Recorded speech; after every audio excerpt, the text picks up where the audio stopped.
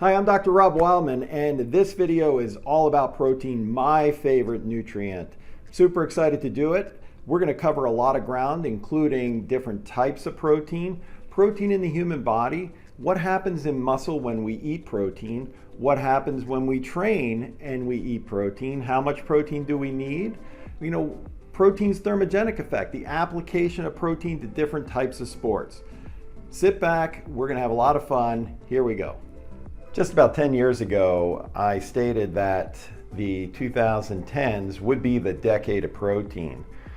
As we move into the 2020s, this is going to be the second decade of protein.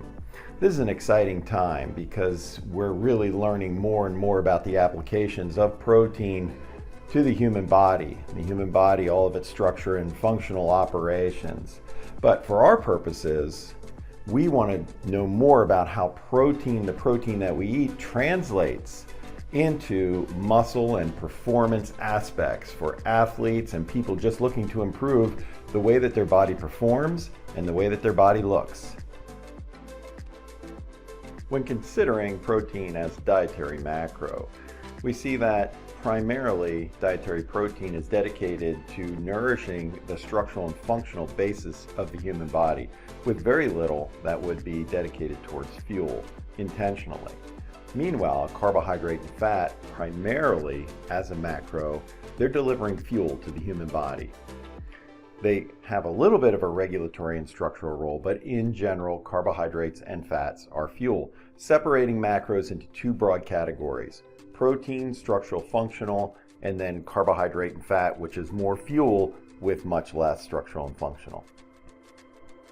So if we look at body macros, we see that carbohydrate makes up a very small percentage of our body weight, typically less than 1%. Protein in the mid-teens, maybe higher for athletes, and then body fat actually has the greatest range of adaptability of any macronutrient when it comes to body composition. Then when you shift over to their percentage intended use as fuel, you see that by and large carbohydrate and fat primarily are intended as fuel, as we said earlier. Protein can be used as fuel, but in general it's too valuable and it's intended more for structural and functional roles. And going a little bit deeper as to where protein is in the human body and using some really basic standards, such as a typical lean man may be about 16% protein by weight. About 45% of his body mass is muscle, and if you assume about 22% of muscle is actually protein, you do some calculations and you figure that about 18 pounds of protein is in muscle and about 30 pounds of total body protein is available as well. So when you do 18 divided by 30, about 60 to 65% of body protein is within the skeletal muscle. So then when we look more closely at muscle protein itself, we see that it's very dynamic. Two counterbalancing processes, somewhat distinct but yet related in stimuli: muscle protein synthesis, or the building of muscle protein, and muscle protein breakdown, which is the breakdown of muscle protein. The sum of the two really determines directionality over time. If muscle protein synthesis is greater than breakdown, then you can predict a potential directional positive change over time. So algebraically, we look at muscle protein synthesis minus muscle protein breakdown as a directional predictor for adaptation and whether or not somebody is moving towards their goals. When it comes to building muscle mass and strength, we need to tip the balance of muscle protein synthesis so that it's greater than breakdown over the course of a day, week, month, what have you. Directionally, then, that presents the best opportunity for adaptation. The way that we get there is with training and a higher protein intake. Now let's go into a little bit more detail about training and the influence on the balance between muscle protein synthesis and breakdown. If a person trains on an empty stomach, meaning they haven't eaten for several hours, they haven't had protein digestion and absorption of amino acids for an extended period of time, the training can increase muscle protein synthesis while at the same time increased muscle protein breakdown.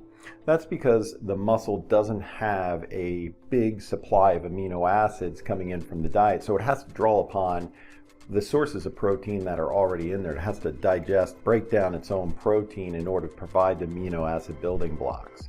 This all changes as soon as somebody eats protein. Muscle protein synthesis is increased even higher after training when protein is involved. Furthermore, muscle protein breakdown is reduced significantly as the muscle no longer has to rely on its own protein and protein from elsewhere in the body because amino acids are coming in from the diet.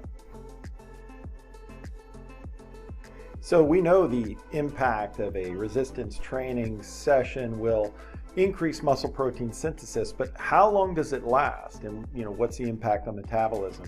Well, we can actually measure metabolism the day after and even 2 days after a very strenuous resistance training session, and we still see an elevation in metabolism. That elevation in metabolism reflects muscle protein synthesis. It costs a lot of energy to build protein in the human body. Every time you link together 2 amino acids, it is the equivalent of 4 ATPs to get to that point. As it became clear that muscle protein synthesis endured for 1 to 2 days after a resistance training session, it really reinforces the idea that you should nourish the recovery process during that time as well, and that throughout the day, meals and pacing of protein became increasingly popular as a concept. So every time you eat a protein-rich meal, the protein is digested to amino acids. The amino acid levels in the blood increase, exceeding critical thresholds. That tells us that there are amino acids entering into the muscle and becoming available for muscle protein synthesis, the building of new muscle protein. How much is necessary at a meal? We're going to talk about next. So classic studies with measuring muscle protein synthesis in response to exercise and varied protein levels suggested that there was sort of this lower threshold that needed to be achieved with an acute intake of protein in order to increase muscle protein synthesis measures above a level of statistical significance, somewhere that lived around 20 grams to 25 grams for most individuals, particularly males, that were measured. But that lower threshold, say 20 to 25 grams or about 0.3 grams per kilogram body weight, doesn't necessarily indicate how much an upper limit might be for different individuals. So in a response to exercise, and when you come out of not eating protein for several hours, such as perhaps an overnight fast, getting more protein is important, especially when you're working out more muscle mass during that exercise session. More recent research is suggesting that 40 grams is better than 20 grams in that situation where you're doing more of a total body workout and you haven't eaten for several hours prior. And while we recognize that protein timing is certainly important, the total amount that you get over the course of the day is probably a much better predictor as to how we progress towards our goals. The International Society of Sport Nutrition recommends 1.4 to 2 grams per kilogram body weight per day as a good recommendation for athletes and people who are training hard to strive for. And the recommendations of the ISSN are aligned with the American College of Sports Medicine. In addition, the International Protein Board also makes similar recommendations for people who train hard and who are athletes, as well as general exercise and fitness. You can find a protein needs calculator on the International Protein Board's website. Often people ask how higher protein intake recommendations align against general recommendations for the public at large. And we often fall back on the RDA and the acceptable dietary macronutrient ranges. So when you align it that way, we actually find that the RDA is a very low recommendation for protein intake and is all the way at the lower end of the ADMR. So when you compare the recommendations of the IPB, the ISSN, or ACSM For higher protein intakes for people who train and athletes, we typically find that 2.5 times the RDA is what's being recommended. Now, what's important to realize is athletes and people who train harder have higher caloric requirements. So as calorie intake goes up, these still fit comfortably within the ADMR, or the acceptable dietary macronutrient range. So beyond building muscle and strength, or perhaps increasing endurance, there are other benefits associated with having more protein in your diet, making sure that you hit these recommendations. Here are a couple of them. Number one, protein does a better job than fat and carbohydrate in helping to control hunger. Number two, it's a more thermogenic macronutrient. A lot of this has to do with protein's ability to increase protein synthesis throughout the body. Carbohydrate and fat don't seem to have that ability. Protein provides the building blocks plus a direct stimulus that helps crank up protein manufacturing, not just in muscle, but elsewhere in the body as well. Lastly, it seems to do the best job in helping people shape a more fit body. When you substitute protein calories for either carbohydrate or fat calories, at the very least, it can have a positive impact on body composition over time, especially for those individuals who are exercising. Protein isn't just protein. One way that different types of proteins will vary is in their amino acid composition. Essential amino acids, branched chain amino acids, which are essential amino acids, and in particular leucine. Leucine is a branched chain amino acid, which is also an essential amino acid, which seems to be a signal for muscle and other tissue in the body to dial up protein manufacturing.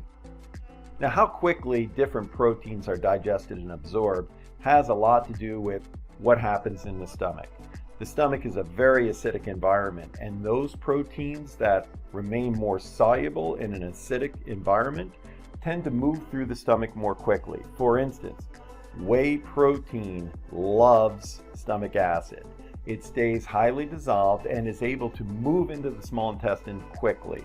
That allows for faster digestion of the protein and absorption of amino acids. In fact, whey protein is the fastest. On the other hand, casein protein doesn't do as well in the stomach. It tends to gel up, and it takes a longer time for it to move out of the stomach into the small intestine, slowing the rate of digestion and absorption of casein versus, say, whey. Most other proteins sort of fall in the middle of those two bookend proteins.